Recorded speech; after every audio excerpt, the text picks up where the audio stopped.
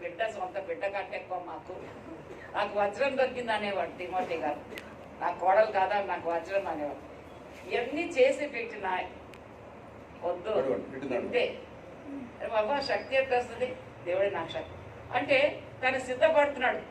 ఎంతో మంది నాకు ఫోన్ చేసి చెప్పేవాళ్ళు, ఏందా అంటే ఏందక్క సంఘాల విషయాలు ఇంత గొడవలు ఇంత ఉంది పరిస్థితి. నేను అనేదాన్ని, చూడు ఎంతో మంది నాకు ఫోన్ చేసి చెప్తున్నారు అంటే అది నా పని కాదు గుడి, ఇది అని నా చేత కాదు, ఇవన్నీ నా పని కాదు. మందిరం పరిస్థితి విషయాల్లో మా పిల్లల్ని ఎప్పుడు కానీ ఎన్కరేజ్ చేయలేదు. ఎందుకంటే మా అల్లుడికో కోపమే, మా పెద్దవాడికి కోపమే. విషయాలు వింటుంటే వాళ్ళకు యవనస్తారు కాబట్టి మా నాన్న విషయం వింటానా, మా సంఘాల విషయం వింటానే వాళ్ళకు ఉండేది. ఎందుకంటే పిల్లలు కాదా, తండ్రి విషయం వింటుంటే వాళ్ళకి బాధ ఉండేది. కొన్నిసార్లు ఇంట్లో ఆర్గ్యుమెంట్ అయ్యేది ఈ విషయాల్లో. ఆయన ఉండేవాళ్ళు. ఇక అంతేకాకుండా ఇట్లాంటి పరిస్థితుల్లో కూడా పిల్లలు ఎప్పుడు కూడా పిల్లలు మీరు రమ్మన్నాము ఇంటర్వ్యూ కావాలి. ఒకవేళ మా పెద్దోడైనా తనకి ఏదైనా అతి ఎక్కువ బాధ ఉంటే కొరియన్ గారితో మాట్లాడేవాడు. కొరియన్ గారు అంటే తనకు చాలా ఇష్టం. మేము కూడా ఆయన కొరియన్ గారికి అప్పగించాం. ఆయన కొరియన్ గారి మాట కాదని ఎప్పుడు అనేవాడు కాదు. సో ఆయన చెప్పుకొని పంచుకునేవాడేమో. కానీ ప్రియులారా, పిల్లల్ని ఎప్పుడు ఎంకరేజ్ చేయలే. మా పిల్లలు కానీ మా అల్లుడు కానీ మేము ఎవరు ఇంటర్ఫేర్ కాలేదు సంఘాల విషయాలు. మాకు అన్నీ తెలుసు, ఏం జరుగుతుంది తెలుసు, స్పాట్లో మాకు అన్నీ తెలుసు. కానీ ఎప్పుడూ ఇంటర్ఫేర్ కాలేదు. వాళ్ళ ఆయన సాక్ష్యం పాటు చేయాలని వాళ్ళు ఎప్పుడు అనుకోలేదు. చాలా లోపల వాళ్ళ పాపం దిగమింగుకుంటూ జీవించారు. కానీ ప్రియులారా, వాళ్ళు కూడా వాళ్ళ నాన్నకు లోపడ్డారు. అన్ని విషయాలకు లోపడుకుంటూ వచ్చారు. మా నాన్న మేము చెడ్డ పేరు తీసుకురాకూడదు. వాళ్ళ ఆయన జీవితం చూసినారు, ఆయన ప్రేమను చూసినారు. ఇంక నేను వివరించే అవసరం లేదు అవన్నీ. కాబట్టి ఈ రోజు వరకు కూడా ఆయన కళ్ళు మూసేంత వరకు కూడా మందిరాల విషయాల్లో ఎప్పుడో వాళ్ళు పార్టిసిపేట్ కాలేదు. ఒక అనౌన్స్మెంట్, ఏదో ఒక బస్సు హెర్మోన్ ఎదురుగా పెట్టారంట. అది కొంచెం ఆటంకంగా ఉంది. కొంచెం ముందుకు జరిపి జైన్ కాంపౌండ్ వైపు ముందుకు పోతే అక్కడ కొంచెం ఖాళీ స్థలం ఉంటుంది. AP 21 TA 2682. తర్వాత అస్సలు చూడని వారు ఎవరైనా ఉంటే వరుసగా రండి. చివరిగా దాని తర్వాత వేలారా ఇవన్నీ క్వాలిటీస్ వాళ్ళు ఉండేది. పిల్లలు బాధపడేవాళ్ళు. ఈయన అనేవాళ్ళు నా పని కాదని, ఈ పని నా పని కాదు, నా వల్ల కాదు. ఒక్కోసారి అనేది ఎందుకయ్యా చైర్మన్ ఎవరికి కావాలి ఒకసారి అడిగినాను. పీటర్ చైర్మన్ ఎవరయ్యా ఇవ్వమన్నారు, అడిగినామా మేము పీటర్ అని అంటే ఆయన బాధ లోపల మేము చూడలేక నేను అడిగేదాన్ని. ఎవరు అడిగినారు, మేము అడిగినామా అని అడిగేది. ఒకసారి ఇంటికి వచ్చి నేను వద్దని అనుకుని నాకు చేత కాదని అనేవారు. అయినప్పటికీ ఏంటంటే ఉండాలని చెప్పి ఆయన అట్లున్నారు. అన్ని విషయాలు తెలిసినా పంచుకునేవాడు కాదు. లోపల ఎంత ఉందో బాధ. ఎప్పుడు కోపం చూడలేదు, విసుగు చూడలేదు, ఒకరు తిట్టింది చూడలేదు. చిన్న సేవకుడు కానీ పెద్ద సేవకుడు కానీ ఆయన అందరినీ గౌరవించి ఎవరు కష్టాలు ఉన్నారంటే నన్ను అడిగినా అడగకపోయినా దేవుడు నీకు ఏమి ఇవ్వాలనుకున్నా నువ్వు ఇచ్చుకొని నాకు దేవుడికి ఏమి ఇచ్చాడు నేను ఇచ్చుకుంటా. ఇద్దరు కలిసి ఏదన్నా మాట్లాడుకొని అందరిని ప్రేమించాలా. ఆయనకు శత్రువు లేరు ఎవరు. నేను చెప్పాలంటే వాళ్ళు కూడా ఫోన్లో మాట్లాడేవాళ్ళు, వాళ్ళు కూడా ఇంటికి వచ్చేవాళ్ళు. ఆయన ఎవరితో శత్రుత్వం పెట్టుకోలేదు. నా జీవితం 49 సంవత్సరాల జీవితాల్లో ఏనాడు కానీ నేను తిమోతి గారు నేను చెప్పగలను. నిజంగా ఆయన పర్ఫెక్ట్గా తన జీవితం నిలబడి ఆయన ఏ విధంగా తన సాక్ష్యం నిలబెట్టుకున్నాడు. లాస్ట్ వరకు ఆయన కుటుంబం వారిగా ఒక భర్తగా పిల్లలుగా అన్ని విధంగా సంఘాల విషయాలను నలిగిపోయేవాడు. చాలా సంఘాలు కొన్ని పరిస్థితులు చెప్పుకోలేని పరిస్థితి ఆయన ఎదుర్కొన్నాడు. మేము చెప్పలేం, బయట ఎదుర్కొనే దినాలు ఉంది. ఆయన షర్ట్ బట్టి లాగిన రోజులు కూడా మాకు పిల్లలకు వేడి, మాకిక కోపం. అట్టాడే కూడా అడిగితే ఏం లేదు, ఏం కాలేదు, నాకు ఏం కాలేదు. పిల్లలారా, నిజంగా చెప్పాలంటే ఆయన కన్నీళ్ళు ఈరోజు ఎంతమంది కొరకు కన్నీళ్ళు గార్చాడో, ఈ సంఘాల కొరకు మందరం కొరకు ఎంత కన్నీళ్ళు గార్చాడంటే వ్యక్తిగతంగా రాత్రిలో లేసి ప్రార్థన, పగలు లేసి ప్రార్థన, పండుకొని ప్రార్థన చేసేవాడు. అంత వేదన. ఎప్పుడు ఈ మధ్యలో కాలం కరోనా పీరియడ్లో ఏమైపోయిందంటే నాకు ఇంతకు ముందు నా పరిస్థితి బాగలేదు. ఈ విషయంలో వెల్లూరు డాక్టర్స్ మా పొరపాటు అయిపోయింది, మేమే నీకు బాగా చేస్తున్నాము, నువ్వు ఈసారి లాస్ట్ మీకు మీరు రావాలా అని చెప్పి అంటే ఇంట్లో చెప్తున్నాడు, ఫ్యామిలీ ప్రేయర్లో చెప్తున్నారు ఏంటంటే మొదటి పునరుద్ధానంలో వెళ్ళాలి మనం, రెండో రాకడ ప్రభు రాబోతాడు. ఇదే ప్రశ్న ఆయన ఎప్పుడు చూసినా ఇదే, ప్రభు కొరకు సిద్ధపడాలా, ప్రభు రాబోతాడు, ప్రభు కొరకు సిద్ధపడాలా, సిద్ధపాటు సిద్ధపాటు సిద్ధపాటు. ఇక ఏది విషయమానికి లేదు, బైబిల్ తీసుకోవాలి, చదువుకోవాలి, ప్రిపేర్ కావాలి. దేనికి? ఆదివారం మళ్ళీ తర్వాత బైబిల్ స్టడీ, మళ్ళీ ప్రేయర్ మీటింగ్, అది కాకుండా ఆన్లైన్ లో అక్కడ ప్రేయర్, సిద్ధపాటు సిద్ధపాటు సిద్ధపాటు సిద్ధపాటు. ఈ పేపర్ చూసుకోవాలి, ఆ పేపర్ చూసుకోవాలి. దాని తర్వాత ఆయనకు మేము ఎంత ఇష్టం అంటే జాన్ విక్టర్ మేము అనేవాళ్ళం, నీకు జాన్ విక్టర్ పెద్ద కొడుకు, నీకు లేదా దాని తర్వాత పేరు ఎవరంటే నీకు వాల్టర్, ప్రతి తర్జుమాకు. మీరంతా అక్కడ నిలబడి ఉంటే ఎంత బాగా కనబడుతుంది, నీకు కొడుకుల్లాగా ఉన్నారు, నీకు వాళ్ళిద్దరికి ఇప్పుడు మీ కొడుకులు అయిపోయినారా ఏమంటే అవును దేవుడి ఆత్మీయ కొడుకులు నాకు అని అనేవాడు. సో వాళ్ళిద్దరు నాకు చాలా ఇష్టపడేవాడు. వాళ్ళ కోసం ప్రాణి తర్జుమా చేయాలి కదా, ఎంతో మంది వింటున్నారు కదా. సిద్ధపాటు సిద్ధపాటు ప్రియులారా, మీరు నమ్ముతారు, ఈ 9 నెలలు ఆయన మోకాల జీవితము ప్రార్థన, ఎందుకంటే మేము ఒక గదిలో ఉంటున్నాం కాబట్టి ప్రార్థన జీవితము బైబిల్ చదవాలి, ప్రార్థన అదే హెచ్చరికలు అదే ఇస్తూనే ఉండేవాడు. దాని తర్వాత ప్రియులారా ఆయనకు ఎంతవరకు ఇదైపోయిందంటే నా పరిస్థితి వచ్చింది, వెల్లూరు వెళ్ళాలా. ఆ రోజు నేను బయలుదేరుతున్నాను, ఇద్దరు సిస్టర్, కడపకు ఒక సిస్టర్ ఫోన్ చేసి, అమ్మ శాంత అమ్మ పోతున్నారు వెల్లూరు, ఈసారి నువ్వు అమ్మతో పో అని ఆమెకు ఫోన్ చేసి చెప్పినారు. ఖమ్మం నుండి రాధ ఫోన్ చేసి, రాధమ్మ అమ్మ పోతుంది వెల్లూరు, కొంచెం మీరు తోడుగా వెళ్ళండి అన్నారు.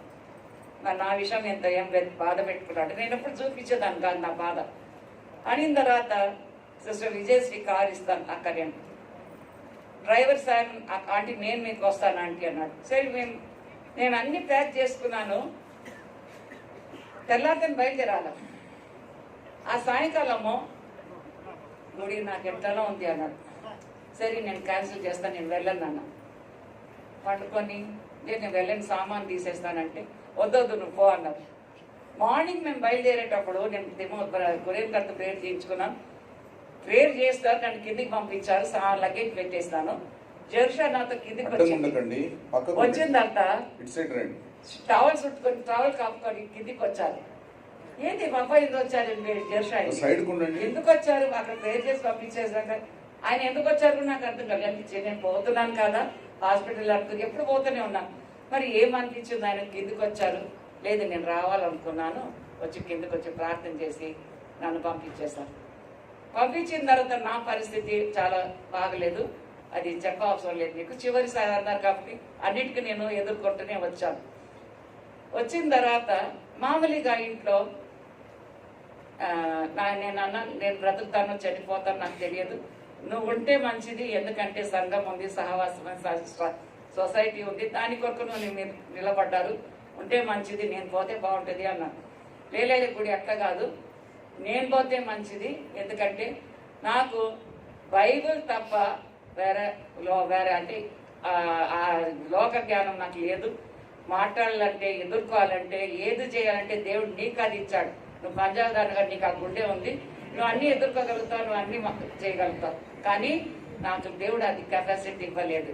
ఒక చివరిగా అన్నాడు, నువ్వు నీ బుర్ర నాకు ఇయ్యి అన్నాడు, నేను రాసి ఇచ్చేస్తానని జోక్ అనుకున్నా, కానీ నేను ఇది సీరియస్ అనుకోలేదు. మంచిగా నవ్వుతున్నారు, మాట్లాడుతున్నారు, నేనేమో నా బాధ నేను పడుతున్నాను లోప. ప్రియులారా చివరికి ఆయన ఒకటే మాట అన్నాడు, గుడి ఒకలే దేవుడు నన్ను పిలిస్తే నువ్వేం చేస్తారన్నాను. నేను అన్నాను, సేవకులు భార్యలు ఏడ్చుకుంటూ మూలలో కూర్చుంటూ పిల్లల మీద ఆధారపడుకుంటూ ఉండేది నేను చేయను. ఎందుకంటే ప్రియులారా నేను చివరి మాట మీతో చెప్పాలనుకున్నాను, దేవుడు నాకు భారం ఇచ్చాడు. బాగా వినండి, నేను ఉండను.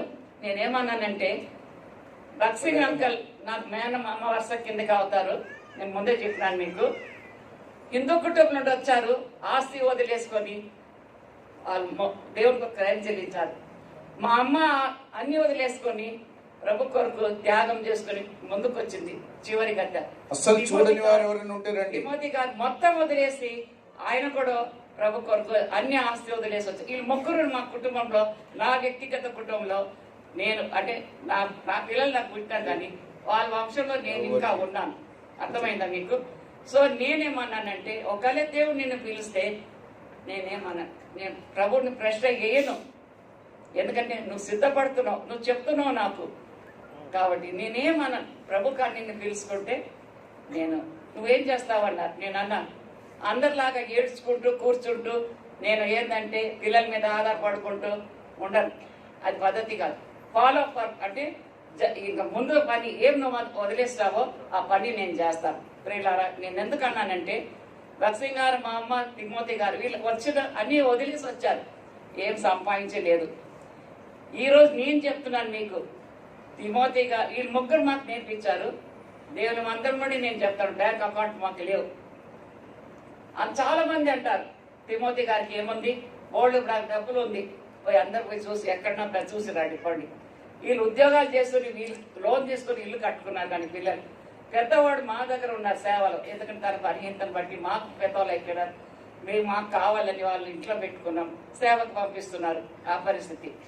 కానీ బ్యాంక్ అకౌంట్ ఉంది కాదు. ప్రియులారా, ఈరోజు మీకు క్లియర్గా చెప్తాను, నాకంటే ముందు ముగ్గురు పోయినారు, వాళ్ళకి నేను మిగిలి దొక్కదాన్ని. అంటే వాళ్ళ జనరేషన్కి నేను మిగిలిపోయి దొక్కదాన్ని. సో మీ అందరూ నేను చెప్పేది ఏమంటే, తిమోతి గారు వెళ్ళిపోలేదు, తిమోతి గారితో అయిపోయింది, ఎవరు బాధపడవద్దు. ఇక్కడ వచ్చే విశ్వాసులకు, సంఘస్థులకు, సేవకులకు మీ అందరికి ఒకటి హెచ్చరికలు ఇస్తున్నారు. తిమోతి గారు పోయినారే కానీ ఆయన పరలోకంలో ఉన్నాడు. నేను బ్రతికేంత కాలం కురియన్ గారికి నేను ఆయన నా వయసు కంటే పెద్ద చిన్నోడు కాదు, ఒక అక్కగా నేను ఆయనకు ఏది సహాయపడతాను, ఏదన్నా అడిగితే సహాయపడతాను.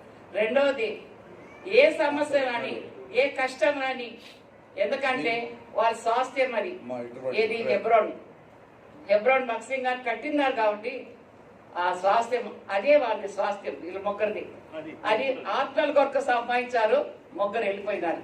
నేను కొనసాగాను. ఏది కొనసాగించాలో, ఆయన ఏం దృష్టి పెట్టుకున్నాడో, ఆయన ఏం ఆశ పెట్టుకుని ఆయన జీవితంలో సాధించి వదిలిపెట్టిపోయినాడు, ఆ సేవలో నేను ముందుకు సాగాలి. నా బలహీనతలో నేను ఆ సేవ చేయాలా, వాళ్ళకి తోడుగా ఉండాలా. అంతేకాకుండా ఆ స్వాస్థ్యం కావాలి. వాళ్ళు ఆ స్వాస్థ్యం పొందినారు, నేను కూడా ఆ స్వాస్థ్యం పొందాలి. ప్రాణం పోయేంత వరకు వాళ్ళకి తోడుగా ఉండి, వాళ్ళ అవసరం ఎప్పుడైనా ఏదైనా అవసరం పడితే వాళ్ళకి సహాయపడడానికి. వేలారా, నేను ఉన్న వాళ్ళందరూ చెప్పాలనుకుంటాను, దిగులు పడవద్దు, ఏమైపోయింది నేను బాధపడవద్దు, ఏమవుతుంది నెక్స్ట్ అని బాధపడవద్దు. కొరియన్ గారిని ఒక్కరే మిగిలిపోయినారు, ఆయన ఆపరేషన్ అయిన వ్యక్తే పాపం. ఇప్పుడు ప్రభు లేపాలి, ఎవరు దానికి నిలబడతారు. మనం కొట్టాడుకుంటూ మనం తిట్టుకుంటూ ఇది నాది నీది అనుకుంటే కాదు. ఏం వదిలిపెట్టినారు, ఏం సంపాదించారు. ఈరోజు నేను చెప్తున్నాను, ఏదో మిమ్మల్ని సంపాదించాం. నిజంగా మీరు నమ్ముతారు లేదో, మా కంటున్నా, నేను ఒక తట్టు నవ్వుతున్నాను, ఒక తట్టు ధైర్యపరచాలి సంఘాలను అందరినీ. కానీ ఇవే సంపాదించింది. అర్థమైందా మీకు? ఏం సంపాదించారు వీళ్ళు? మా ఆస్తి అంతా మీరే, ఇదే ప్రేమతో సంపాదించారు. ప్రియులారా, చివరిగా చెప్పేది ఇదే, మీరు ఇంతమందిని సంపాదించారంటే ఇదంతా ఆస్తి కదా మాకు? చెప్పండి. బ్యాంకు డబ్బులు కాదు, ఆత్మలు సంపాదించారు, ప్రేమతో సంపాదించారు, క్రైమ్ చెల్లించి సంపాదించారు, కన్నీటితో సంపాదించారు. ప్రియులారా, అది ఈరోజు మేము కళ్ళారు నేను చూస్తున్నాను, మిమ్మల్ని అంటే నా పిల్లలు చూస్తున్నారు. మీ అందరు ఈరోజు ఇక్కడ వచ్చారంటే అన్ని వదిలిపెట్టి వచ్చారు. మీ ముగ్గురు అన్ని ఆస్తి వదిలిపెట్టి వచ్చా పర్వాలేదు. ఈరోజు ఏం నాకేం వెనక దాచిపెట్టి పోలేదు, ఎందుకంటే ఈ ముగ్గురు నాకు దారి చూపించింది. అది ఏ నాటికి ఆ నాటికే మాకు. ప్రియులారా, ఏం చూపించారు? దేవునికి ఒక కష్టం.